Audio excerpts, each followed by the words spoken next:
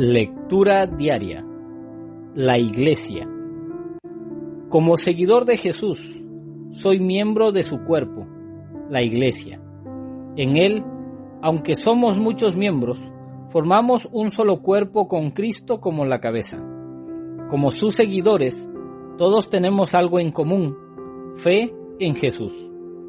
Esta verdad esencial nos une en una sola fe, con un solo Señor y un solo bautismo, con un solo Dios y Padre. Aislado, soy una imagen incompleta de Jesús para el mundo. Sin embargo, juntos, los que formamos la Iglesia, presentamos una imagen completa del amor de Dios. La Iglesia es una familia, la familia de Dios, y como uno de sus hijos, soy un miembro individual y necesario. No obstante, todos nos pertenecemos unos a otros. Como miembro de su familia, perseguiré el objetivo común de una profunda unidad en Cristo, pues juntos somos hechos completos en Él. Como miembro de su familia, tengo una función única y significativa que es vital. Es más, si elijo no hacer mi parte, la familia sufre. Como seguidor de Jesús, soy miembro de su cuerpo, la Iglesia. Debido a mi amor por Jesús y por el resto de su cuerpo, participaré en las responsabilidades de la Iglesia. Apoyaré su misión, oraré por su crecimiento mientras compartimos su amor con el mundo e invitaré a los que no son parte de la Iglesia a formar parte de ella. Cuidaré mis palabras, reconociendo que cuando hablo de la Iglesia, para bien o para mal, hablo del cuerpo de Cristo. Debido al amor de Jesús por la Iglesia, siendo que se entregó a sí mismo por ella, y porque la Iglesia es la novia de Cristo, seré fiel y comprometido con la Iglesia. Por medio de este fiel compromiso con la Iglesia, del cual soy parte, Él forja mi carácter y produce crecimiento personal y espiritual por medio de la rendición de cuentas. Como seguidor de Jesús, soy miembro de su cuerpo, la Iglesia. Me dedicaré a reunirme fielmente en comunión con el resto del cuerpo de Cristo y a persistir en desarrollar relaciones crecientes y saludables con otros en la Iglesia. Es esencial para mí unirme a otros que comparten la misma fe.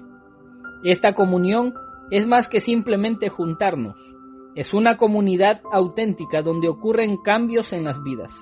Incluye orar juntos, adorar juntos, compartir comidas juntos, compartir bienes para cubrir las necesidades de otros y oír y escuchar la palabra de Dios, la Biblia. Como seguidor de Jesús, soy miembro de su cuerpo, la Iglesia. Día 3. Ciudadanos del cielo. Lectura bíblica, Filipenses capítulo 1, versículo 27 al capítulo 2, versículo 4. Miqueas capítulo 6, versículo 8. Isaías capítulo 57, versículo 15. Filipenses 1, 27 al capítulo 2, versículo 4. Solamente que os comportéis como es digno del Evangelio de Cristo, para que, o sea que vaya a veros, o que esté ausente, oiga de vosotros que estáis firmes en un mismo espíritu, combatiendo unánimes por la fe del Evangelio, y en nada intimidados por los que se oponen, que para ellos ciertamente es indicio de perdición, mas para vosotros de salvación, y esto de Dios. Porque a vosotros os es concedido a causa de Cristo, no solo que creáis en Él, sino que padezcáis por Él, teniendo el mismo conflicto que habéis visto en mí, ahora oís que hay en mí. Por tanto, si alguna consolación en Cristo, si algún consuelo de amor, si alguna comunión del Espíritu, si algún afecto entrañable, si alguna misericordia, completad mi gozo sintiendo lo mismo, teniendo el mismo amor, unánimes, sintiendo una misma cosa. Nada hagáis por contienda o por vanagloria, antes bien con humildad estimando cada uno a los demás como superiores a él mismo, no mirando cada uno por lo suyo propio, sino cada cual también por lo de los otros. Miqueas 6:8. Oh hombre, Él te ha declarado lo que es bueno. ¿Y qué pide Jehová de ti? Solamente hacer justicia y amar misericordia y humillarte ante tu Dios. Isaías 57:15. Porque así dijo el alto y sublime, el que habita la eternidad y cuyo nombre es el Santo. Yo habito en la altura y la santidad, y con el quebrantado y humilde de espíritu, para hacer vivir el espíritu de los humildes y para vivificar el corazón de los quebrantados. Nosotros como pueblo de Dios hemos sido llamados a ser santos, a resplandecer con la luz de Cristo en medio de un mundo corrompido. Este llamado y aceptación de nuestra parte es lo que nos define como hijos de Dios, lo que nos hace diferentes. Este debería ser nuestro nuevo estilo de vida.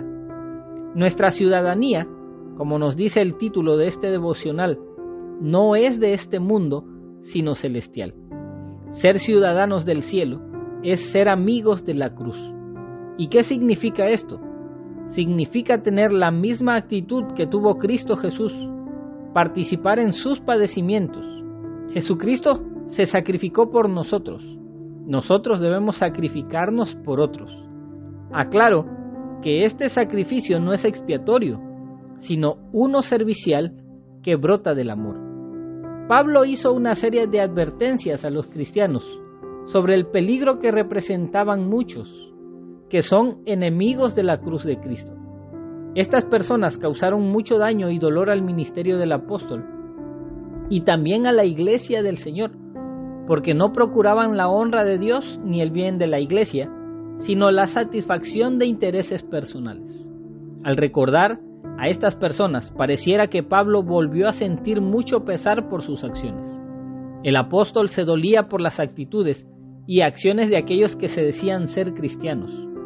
Aquel dolor del apóstol es el mismo dolor causado por aquellas personas en las que hemos confiado, en las que hemos creído, a quienes hemos ayudado y de quienes no esperaríamos acciones de deslealtad o traición.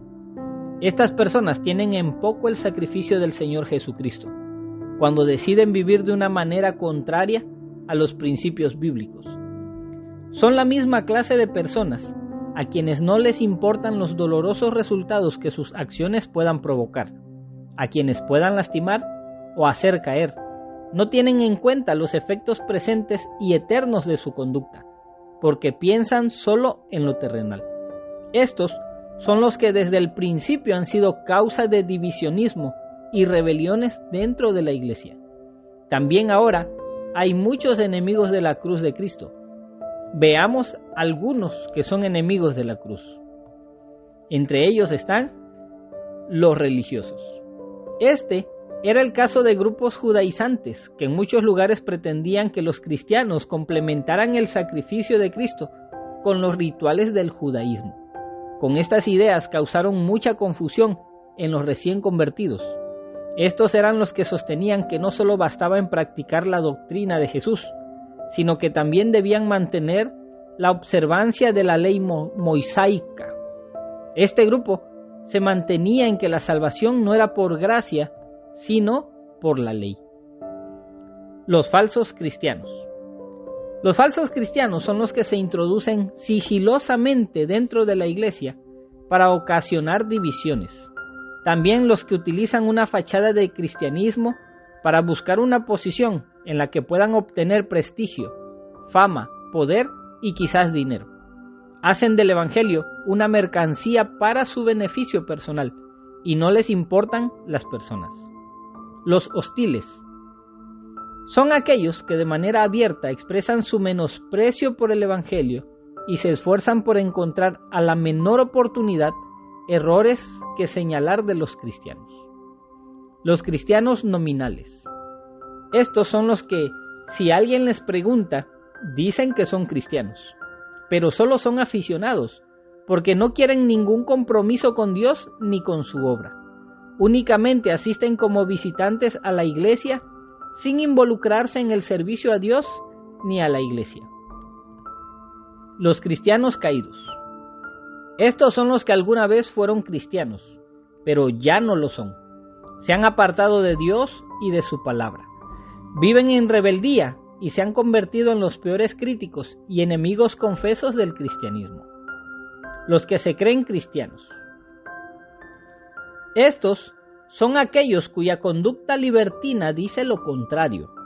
Viven de manera depravada, con pleitos, ira, discordia, adulterios, vicios y otros pecados, y por eso son motivo de desprestigio y tropiezo para la iglesia del Señor.